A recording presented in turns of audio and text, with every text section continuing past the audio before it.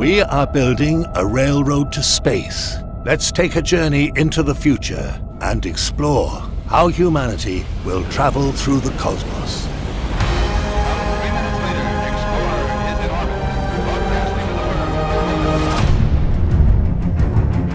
Kinetic launchers are operational. SpinLaunch throws small uncrewed spacecraft into low Earth orbit without the use of rocket fuel. Electric ion engines, creating thrust by electrically charging a gas, become more powerful and are used to power the Lunar Gateway space station. Humanity watches as larger and larger space structures are built. Rockets launch, deploying expandable and inflatable payloads. An entire space station is sent into space in a single launch. The International Space Station deorbits, burning up in Earth's atmosphere and crashing into the ocean. SpaceX begins launching the basic building blocks of their orbiting fuel station. The age of orbital refueling advances. The depot cryogenically stores fuel and will soon store mechanical spare parts for spacecraft, allowing space vehicles to be maintained and repaired in Earth's orbit, never needing to land. This starts dividing spacecraft into two types, those that are designed to launch and land on Earth, with added heat shields, fuel storage, air brakes, and parachutes, and those that are designed just for the vacuum of space. The building of SpaceX's fuel station also tests the working prototypes of the Starship Mark II, twice the diameter, with 4 times the amount of internal space than the first-generation Starship, large enough to be a space station itself. The Artemis moon base refuels a spacecraft. They are testing the first rocket fuel made on the moon.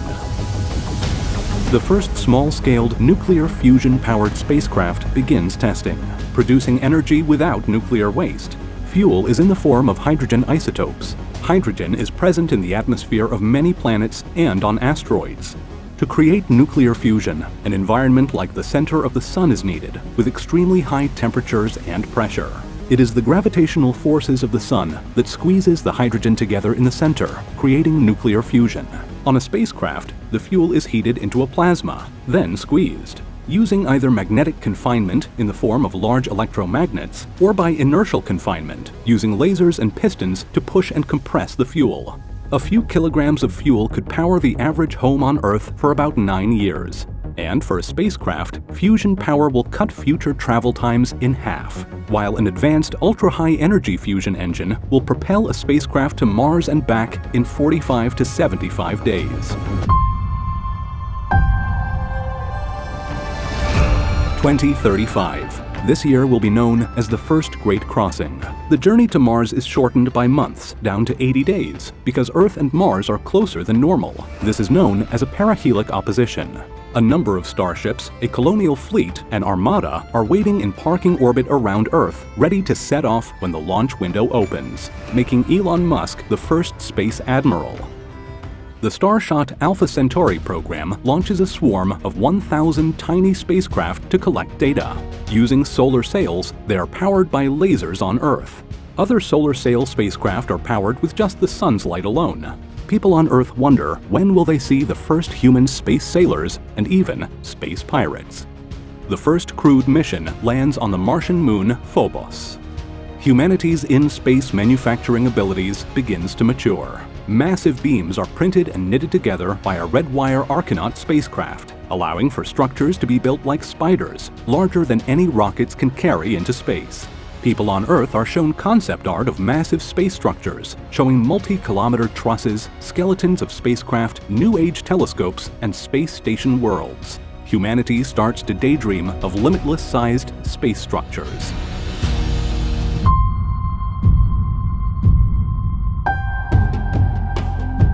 An announcement is made on Earth, stating that humanity has officially become a multiplanetary species. Orbital mechanics is being taught in middle schools, along with space law. A space creole, a language, is already developing. Words combined from languages on Earth are being used to describe the new and alien sensations of living in space. AI engineers have trained the first AI capable of managing solo an entire spacecraft. It is able to carry out missions autonomously, setting its own goals, objectives, and is able to create new missions of its own. there is a heightened need for asteroid defenses, as humans now have 3 settlements on Earth, Lunar, and Mars. Tests are conducted on implanting thrusters onto asteroids as a way of redirecting them. Another test mission has the name Gravity Tractor 1. A large spacecraft is deployed, flying alongside a small asteroid. Without touching, the small gravitational pull of the spacecraft is enough to make a micro-adjustment to the path of the asteroid. The construction of the largest rotating spaceport begins, creating what some people are calling a garden in space. The wheel-like structure with a rotating outer ring creating artificial gravity is able to house 450 people, including scientists and tourists.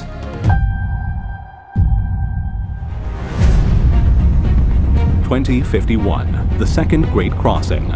200 starships launch from Earth's orbit, and thousands of people land on the Red Planet. Jupiter's moon, Ganymede, becomes a target for crewed exploration.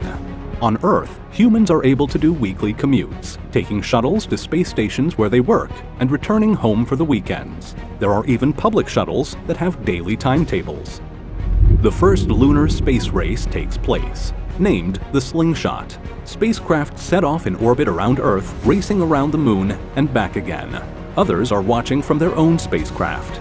Space adventurers begin flights in solo one-person spacecrafts. All critical flight and support systems are managed by an onboard AI. The AI communicates and is authorized to fly by Earth's AI space flight control. Some of these space adventurers work on building their own DIY versions using an open-source AI piloting system. They are called Do-It-Yourself Autonomous Spacecrafts, or DAs.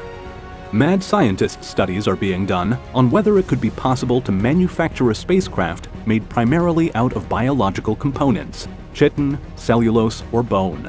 These spacecraft get the name bioships. Meanwhile, a network of quantum computers brings into existence artificial general intelligence. Soon, this super AI will be sent in spacecrafts and beamed across interstellar space as data. When this happens, there will be planetary bodies that are inhabited by only artificial intelligence. The first person is put into sleep mode. Their body is brought down to a lower temperature, between 32 and 34 degrees Celsius or 89 to 93 degrees Fahrenheit. In a state of deep slumber, the heart rate is reduced and metabolism slows down to a near halt. Oxygen needs decrease, and even aging is slowed down. Calculations show that even for a small crew of 4 to 6, the habitat mass, aka the supplies, equipment, and living spaces needed, is reduced by 70 to 90%. This hibernation of sorts is made possible by advances in torpor inducement, a technique for replicating mammalian hibernation. When entering the pod, an astronaut won't feel any coldness. The temperature slowly changes, and they are injected with compounds to induce the state of torpor. The goal is to have deep space spacecraft with chambers filled with these torpor-inducing transfer containers, called hypersleep pods.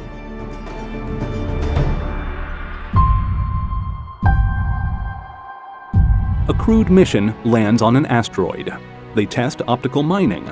Large reflectors concentrate sunlight, excavating and extracting resources, while enclosed in a containment bag. Ion thrusters are fixed onto the asteroid. It is now under human control and put into orbit around Mars for larger-scale mining. A test spacecraft uses a stack of crystals, piezoelectric crystals, as fuel. These crystals are normally used on Earth for sonar. An electric field causes them to have tiny changes to their resting masses, making them a little lighter and a little heavier, generating momentum. This type of propulsion does not require any propellant, which allows for interstellar travel. A few milligrams of antimatter are used to propel a spacecraft all the way to Mars. About 10 billion times the energy is produced compared to traditional chemical combustion rockets. The antimatter particles are created on Earth from ultra-high-speed collisions made at huge particle accelerators, such as the newly built Ultra-Large Hadron Collider. It is also found in bananas. The interstellar ramjet is an advancement of the nuclear fusion engine. Instead of feeding from the spaceship's onboard fuel, it harvests and burns hydrogen floating in space. An electrically generated magnetic field at the front of the spacecraft acts as an invisible scoop, a funnel, that collects the hydrogen floating in space. Accelerated into the ship's engine, it reaches temperatures high enough for fusion. Travel routes are mapped based on the presence of rich interstellar hydrogen. Interstellar space can be rich in gas, especially around star formation regions and young stars. In images of the Horse Nebula, a cloud of ionized hydrogen glows red in the background, while supercooled hydrogen is seen in the dark molecular cloud in the front, part of the famous Horse's Head. A ramjet can reach the center of the Milky Way in 21 years of ship time, which is 45 years on Earth, because of the relativistic effects.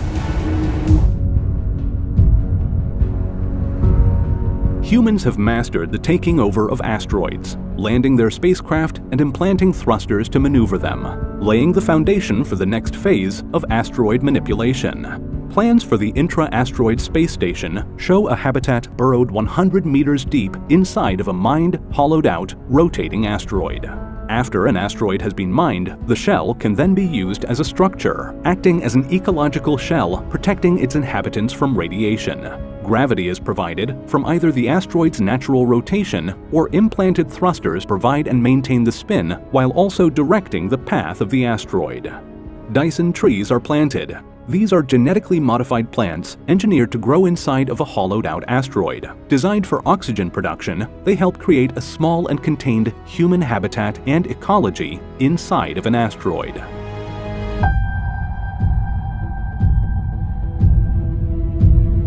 A space station is placed around Jupiter's moon, Ganymede. It is the largest moon in the solar system, with its own magnetic field and subterranean ocean. It becomes humanity's deepest deep space crewed outpost. A Neuralink brain chip merges with a spacecraft, creating a neuronal ship. Testing of the first Alcubierre warp engine goes live, reducing travel times from years to hours. A warp drive expands the space behind the spacecraft and squeezes the space in front, creating a bubble. The spacecraft is surfing over the fabric of space-time. It is much like a human standing in a swimming pool, pushing the water behind so that the water in front and even the leaves floating on the water moves towards them. There are no relativistic effects with a warp engine. Missions are achieved in just a few years, coming back to Earth where both the crew on the ship and people on Earth age at the same rate. Replicants are being sent to other planets. These self-replicating microbots are programmed for terraforming, slowly converting a planet's atmosphere. They use the resources on the planet to self-replicate and multiply, built with high-density DNA storage to remember their terraforming instructions. 1 gram of DNA can store 215 petabytes of information. Similar to cells and bacteria, the number of robots increases exponentially when left unmonitored. Spacecrafts now have biobag chambers on board, artificial wombs filled with amniotic fluid, fully supporting the entire development of a human fetus. On Earth, animals such as lambs are born the same way.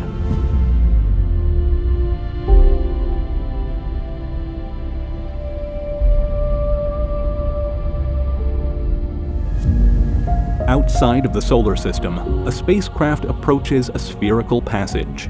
It is a wormhole, also known as an Einstein-Rosen bridge, created by an incredibly dense supermassive object opening a hole in space. It would be like putting a bowling ball on a trampoline, but the bowling ball is so dense and heavy that it keeps pulling the middle of the trampoline down. When it touches the ground, it is like touching another part of the universe. The astronauts on board the spacecraft are studying how to make the wormhole stable, as they are known for collapsing almost immediately after their formation. If the astronauts can find a way to fill the wormhole with exotic matter, the passage could remain open long enough for the spacecraft to pass through. The advanced multi-planetary civilization of humanity begins discussing whether there is a need for placing a megastructure close to the Sun. It would be called a Shkadov thruster, a stellar engine. It is a megastructure similar to a huge parabolic mirror placed close to the Sun's pole, used to propel an entire star system. The mirror reflects most of the Sun's light back at it, creating forward thrust. This means that the Sun and all of the planets, moons, asteroids, and human-made space structures in the solar system can be guided along a path chosen by humans, ensuring the safety of the solar system and turning humanity into a stellar civilization.